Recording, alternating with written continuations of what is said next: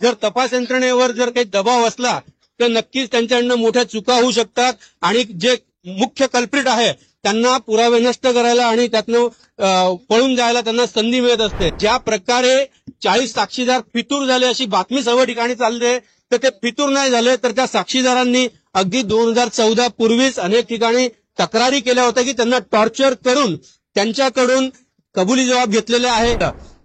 या केसमध्ये 2016ला ज्यावेळेस एनआयची चार्जशीट आली त्यामध्येच एनआयच्या चार्जशीट मध्येच सगळं क्लिअर होतं की कशा प्रकारे मोका ओढून ताणून लावण्यात आलेला आहे. मराठी सांगतो. या केसमध्ये सुरुवातीपासनच वेगवेगळ्या प्रकारचे स्टेटमेंट राजकीय लोकांकडून यात येत होते. त्यानंतर वेगवेगळ्या प्रकारचे मीडियामध्ये बातम्या येत होत्या. त्यामुळे तपास यंत्रणा मिसगाईड झाली किंवा कसे हा संशय या सगळ्या याच्यातनं निघतो. त्यावेळी हाय प्रोफाईल केस होत असते. अशा वेळी जर तपास यंत्रणेवर जर काही दबाव असला तर नक्कीच त्यांच्याकडनं मोठ्या चुका होऊ शकतात आणि जे मुख्य कल्प्रिट आहे त्यांना पुरावे नष्ट करायला आणि त्यातनं पळून जायला त्यांना संधी मिळत असते. तसंच या केसमध्ये झालेलं दिसतंय.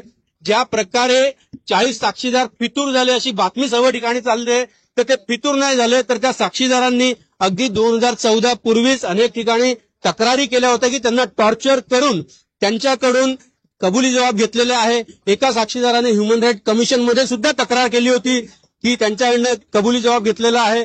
आर्मी समोर जी केस चालली त्यामध्ये सुद्धा एका आर्मीच्या अधिकाऱ्याने सांगितलं की काही मोठ्या अधिकाऱ्यांची नावं घेण्यासाठी त्यांच्यावर दबाव टाकला गेला होता. त्यामुळे साहजिक आहे ज्यावेळेस ते सर्व साक्षीदार कोर्टात आले त्यावेळेस त्यांनी एटीएसच्या स्टेटमेंटनुसार सांगितलं नाही आणि त्यामुळे त्या सगळ्यांना रिलाय करता येत नाही असं कोर्टाने ऑब्झर्व्ह केलं. या केसमध्ये 2016ला ज्यावेळेस एनआयची चार्जशीट आली त्यामध्येच एनआयच्या चार्जशीट मध्येच सगळं क्लिअर होतं की कशा प्रकारे मोका ओढून ताणून लावण्यात आलेला आहे, कशा प्रकारे साक्षीदारांच्या जबाबामध्ये डिस्क्रिपन्सीज आहे. एनआयने घेतलेले जबाब वेगळे, एटीएसने घेतलेले जबाब वेगळे आणि हा सगळा हे बघताना नक्कीच विक्टिमच्या फॅमिलीवर अन्याय झालेला आहे असं माझं मत आहे. अभिनव भारत संदर्भात काय नेमकं वडील केलेलं आहे कोर्टाने? अभिनव भारत बद्दल कोर्टाने असं सांगितलं की जरी अभिनव भारत नावाची संस्था ही अस्तित्वात असली त्यात जरी काही रकमा आल्या असल्या आणि त्या रकमा जरी आरोपीने पर्सनल यूजसाठी वापरल्या असल्या तरी त्यातली कुठलीही रक्कम टेररिस्ट ऍक्टिव्हिटीसाठी वापरलेली आहे असं प्रॉसिक्युशन प्रूव्ह करू शकली नाही. एटीएसच्या अधिकाऱ्यांना देखील एक टिप्पणी केलेली पाहायला मिळते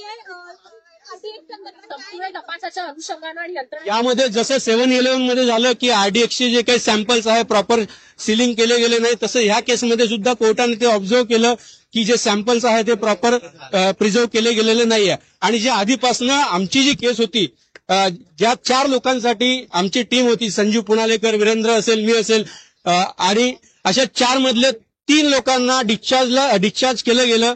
ज्यांच्यावर मुख्य आरोप होता राकेश धावडे ज्याच्या बेसवर मोका लावला होता. अगदी चार्ज फ्रेमिंगच्या आधीच त्यांना या केसमधनं काढण्यात आलं.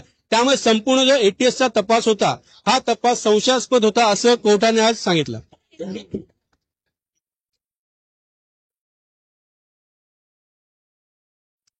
कोर्टाने असं सांगितलं की जो स्पॉट जो आहे ज्या प्रकारे फॉरेन्सिक एक्सपर्टची इव्हिडन्स झाली, जो ब्लास्ट इतक्या मोठ्या क्षमतेचा होता त्याचं क्रेटर तिथे मिळालं नाही. त्यामुळे कोर्टाने सांगितलं की जी प्रॉसिक्युशन केस होती की एलएमएल फ्रीडमवर बॉम्ब प्लांट केला होता ते प्रूव्ह होऊ शकत नाही. आयदर तो बॉम्ब हँगिंग कंडिशन मध्ये असेल किंवा अन्य कुठल्या प्रकारे असेल असं कोर्टाने सांगितलं. एटीएस अधिकाऱ्यांच्या तपासावर काय एटीएस अधिकाऱ्यांच्या एकूणच तपासावर काय टीका टिप्पणी केलेली आहे? कोर्टाने सांगितलं की जरी संशय ह्या सगळ्यांवर येत असला तरी संशय हा ठोस पुरावा होऊ शकत नाही. त्यामुळे ती जी चेन आहे सरकमस्टन्सची ती पूर्ण होऊ शकली नाही आणि त्यामुळे आरोपींना संशयाचा फायदा देण्यात येतो.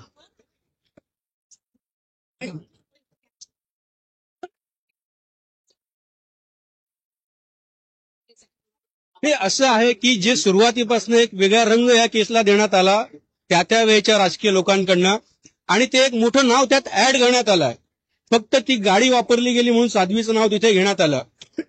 पण ह्या केसमध्ये ती गाडी साध्वीची होती हे प्रॉसिक्युशन प्रूव्ह करू शकलं नाही.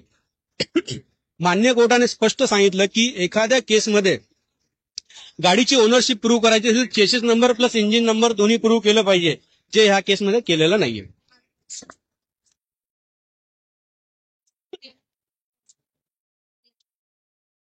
कोर्टाने हे सांगितलं की जे 350 साक्षीदार तपासले त्यामध्ये कुठल्याही साक्षीदाराच्या एव्हिडन्समध्ये हे आलेलं नाही की कर्नल पुरोहितने ऑन ड्युटी असताना आरडीएक्स मिळवलं, त्यानंतर आरडीएक्स ट्रान्सपोर्टेशन कसं झालं याच्यावर प्रॉसिक्युशन एजन्सी प्रकाश टाकू शकलेली नाहीये.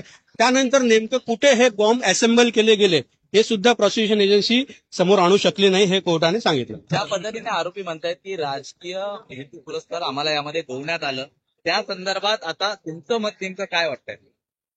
नाही, असं आहे की कोर्ट कधीही राजकीय हेतू किंवा कुठलेही जात धर्म बघून हे निर्णय देत नसतो. जो पुरावा कोर्टासमोर आलेला आहे त्या पुराव्याच्या आधारे कोर्टाने आज हा निर्णय दिलेला आहे आणि आरोपींना शिक्षा देण्याइतपत पुरावा कोर्टासमोर नाही. सोशल मीडियाच्या भाऊ गर्दीत विश्वासार्हतेने चकाकणारे नाव म्हणजे लेट्सअप मराठी. सगळ्यांना, सगळ्या नागरिकांना ती स्पीच, ती लेट्सअप वरील मुलाखती म्हणजे विचारांचा खजिना.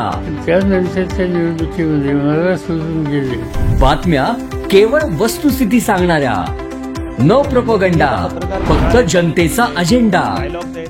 क्योंकि आने वाला कल जाने वाला है, जाने वाला कल आने वाला है. राजकारण, मनोरंजन असो की क्रीडा क्षेत्र, महाराष्ट्राची स्पंदने संवेदनशीलतेने टिपणारे माध्यम म्हणजे लेट्सअप मराठी. जगासोबत एक पाऊल पुढे राहण्यासाठी लेट्सअपचे ऍप, सोशल मीडिया आणि वेबसाईट सोबत कनेक्टेड रहा.